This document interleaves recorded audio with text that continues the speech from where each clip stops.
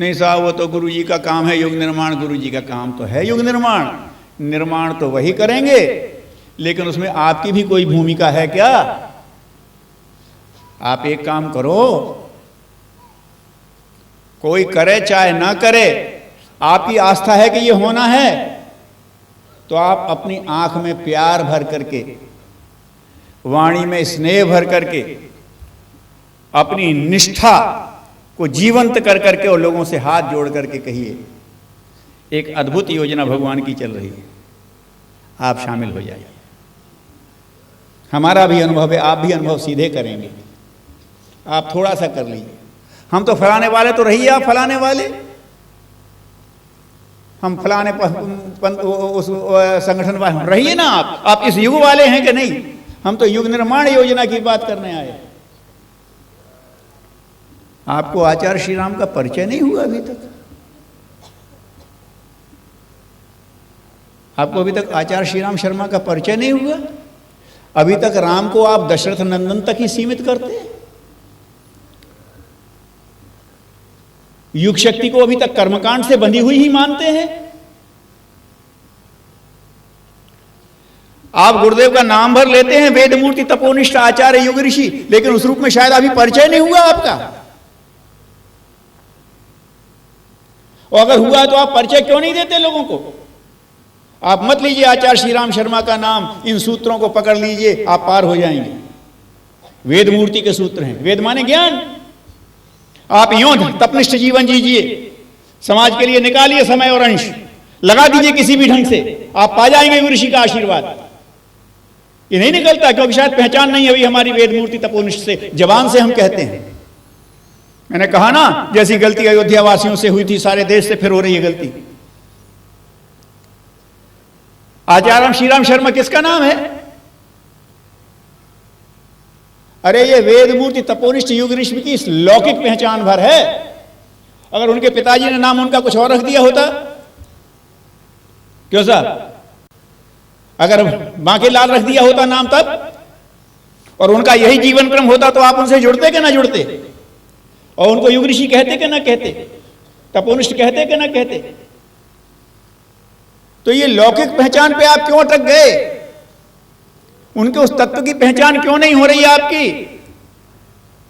और वो पहचान नहीं हो रही है इसलिए चेहरों पर मुर्दान की दिखाई देती है। शायद हनुमान को पहचान थी,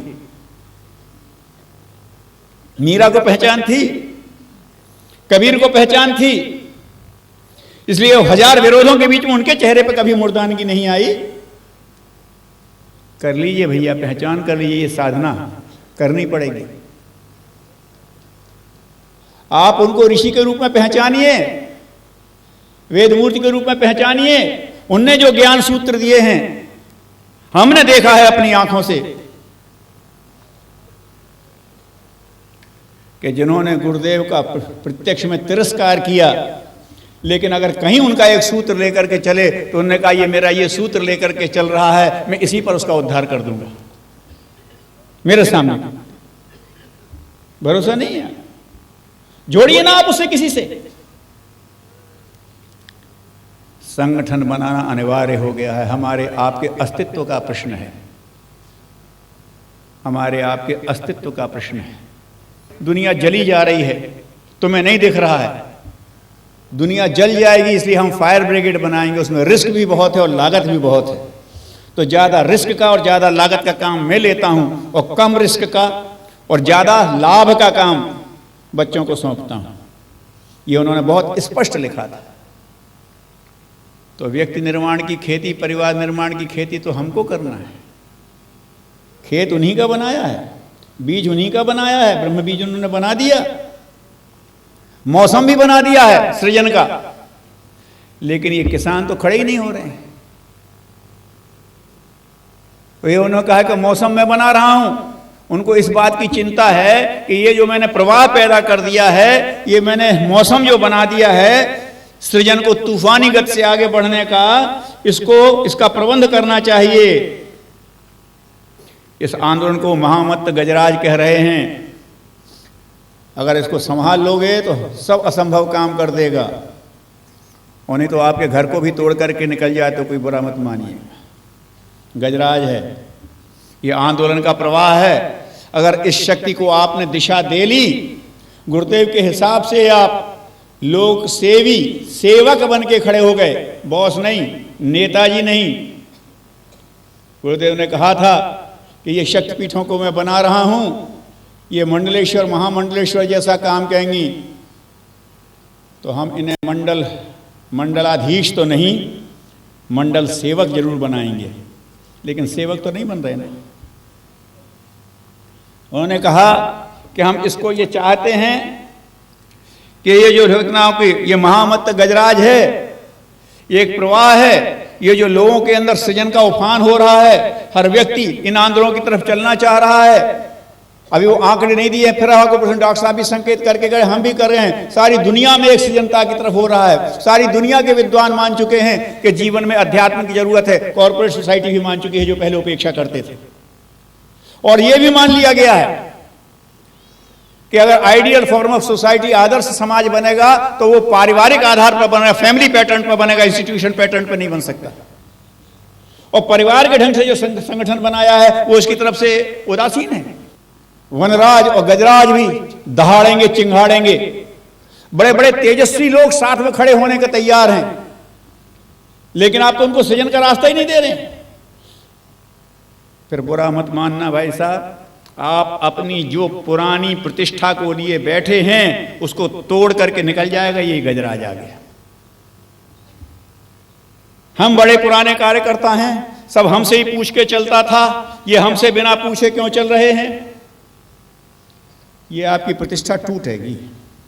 या तो आप नई प्रतिष्ठा का वर्ण कर लीजिए युग ऋषि के चरणों में बैठ करके, उन्हें तो ये गजराज तोड़ करके निकलेगा। ये सृजन का प्रवाह है। या तो आप खड़े हो जाइए लोगों की श्रद्धा और कौशल बढ़ाने के लिए। कमियां हैं तो गुरुदेव ठीक कर लेंगे।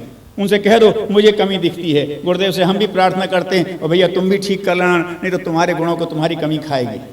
बस बढ़ जाओ आगे। आप तो गुणों की व्यवस्था बनाओ। अगर आप लोगों की श्रद्धा और लोगों का सृजन कौशल बढ़ाने के लिए जिम्मेदार बन के खड़े नहीं होते, ये है वो लोक नेताओं की दिशा जो गुरुदेव ने कहा है। अगर इसके लिए नहीं मैं करता हूं और मैं कर आऊंगा और मैं तो वहां हो आया था, मैं करता रहेगा, अगले जन्म में तो ये बकरा बना दिया जाएगा। अच्छा हो किसी बकरीद वाले के हाथ में ना पड़े। फिर मैं करता है। अरे गायत्री मंत्र का धियो यो नः प्रचोदयात् अभी आपके जीवन में नहीं उतर रहा है। नः प्रचोदयात्, हमको प्रेरणा मिलना चाहिए। मुझे गुरुदेव का बड़ा भारी वो आता है और मुझे गुरुजी की बड़ी शक्ति आती है और मुझे तो प्रेरणा आती है और मैं तो दुनिया को वो करके चल दूंगा और मैं तो गुरु। वाह भाई भाई, वही मैं कर रहा हूं।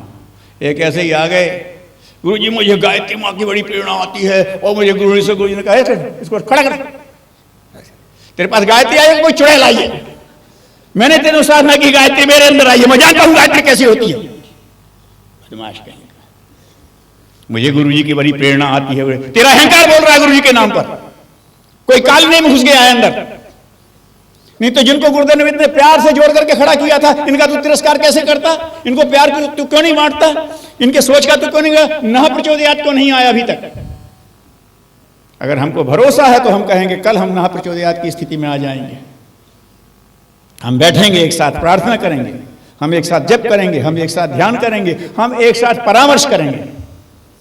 नहीं साहब, परामर्श तो हम नहीं करेंगे, हम तो परामर्श देंगे। तो आप गुरुदेव की निर्देश का उल्लंघन करेंगे। गुरुदेव ने इसको बढ़ाने के लिए कहा सलाह लो, सम्मान, लेकिन हम तो उल्टा कर रहे हैं। सबको सलाह देते फिरते हो, सबसे कहते सम्मान तो मेरा है, मैंने कहा था ना, मैंने भेजा था ना, श्रेय सब मुझको मिलना चाहिए और सलाह सबको मैं दूंगा। उल्टा हो रहा है। वो कह रहे हैं सलाह लो, सम्मान दो, वो हम कहते हैं नहीं हम सलाह देंगे, सम्मान लेंगे। अरे यार, उल्टे को उलट के सीधा करने को कहा था कि सीधे को उलट के उल्टा करने को कहा था? किस गुरु के चेले हो भाई?